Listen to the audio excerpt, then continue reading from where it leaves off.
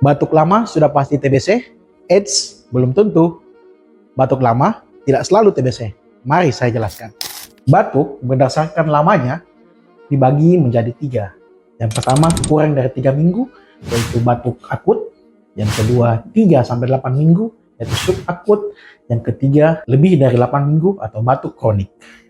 Batuk akut lebih sering disebabkan oleh penyakit infeksi saluran pernapasan atas seperti flu, pilek, ataupun pneumonia. Batuk subakut bisa disebabkan karena asma ataupun batuk kerjan atau pertusis.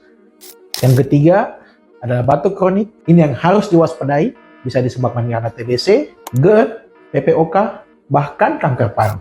Nah, batuk kronik ini bukan cuma TBC. Salah satu yang sering dilewatkan adalah GERD, gastroesophageal reflux. GERD terjadi karena adanya asam lambung yang naik hingga ke kerongkongan sehingga memicu terjadinya batuk. Kalau batuk lebih dari 3 minggu, kemudian ada batuk darah, ada keringat malam, atau ada penurunan berat badan, segera periksakan dirimu.